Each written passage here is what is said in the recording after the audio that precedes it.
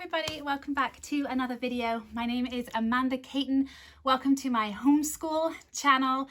I am a mum to two kids, a 9-year-old who is currently in 3rd grade, and I have a 19-month-old toddler. So I wanted to do my second video on this page about why our family personally chose to homeschool. Now, everybody has different reasons for homeschooling. This video isn't designed to convince you to homeschool or for you to take my experiences and put them on your family.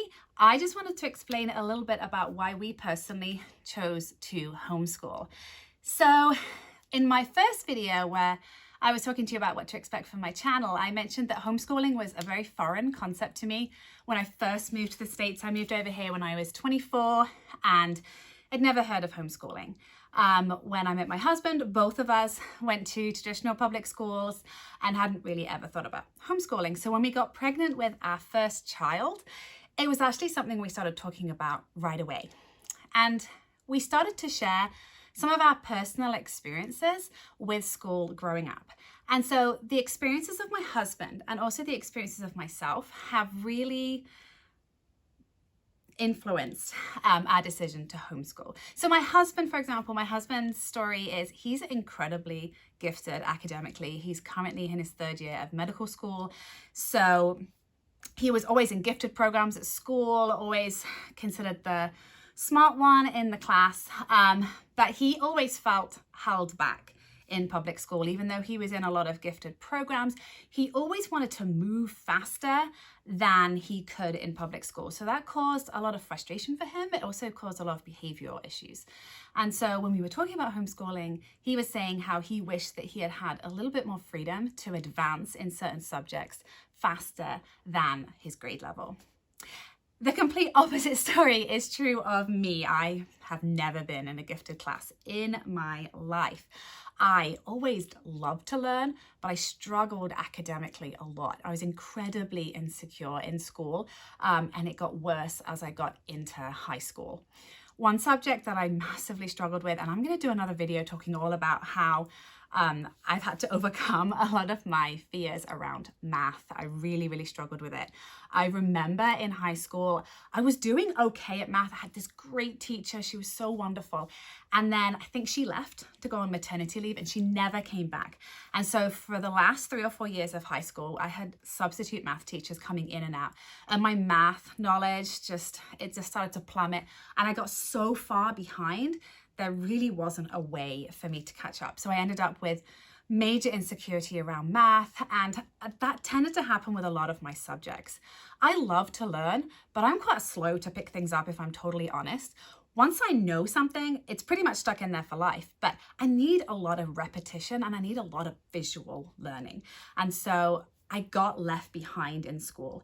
I was a very compliant child, so I don't think it was particularly noticed that I fell behind because I always had good behavior. I always put in a lot of effort.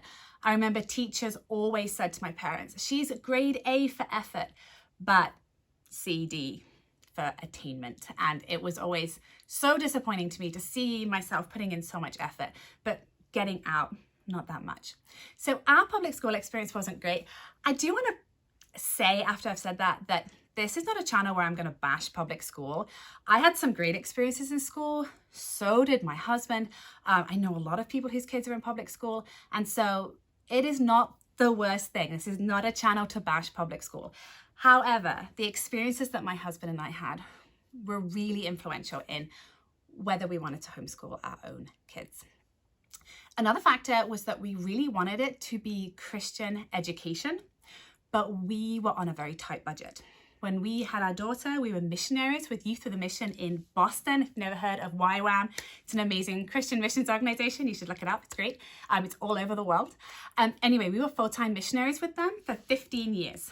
And so financially, we were living on support from churches and individuals that would help us financially to live. So we didn't have really any extra income to afford a private Christian education. Also, we were quite transient as missionaries. We traveled a lot.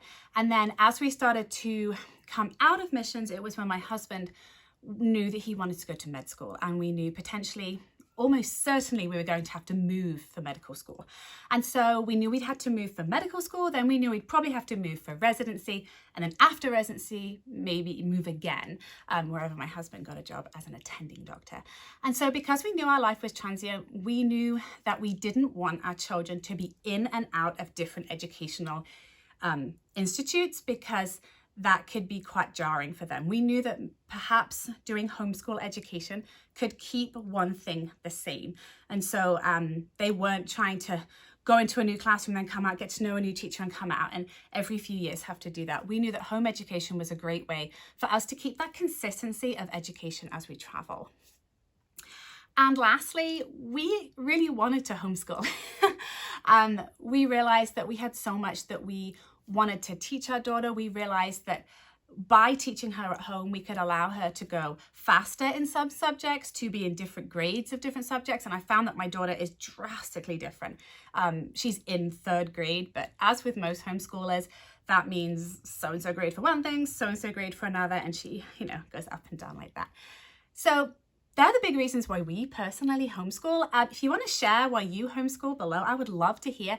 And if you like this video, please like and subscribe. I have more videos coming of some curriculum reviews, some top tips. I'm going to share my story of how the Lord has been working in my heart, teaching math to my daughter despite being a math phobe myself. I hope you have a blessed day. Bye.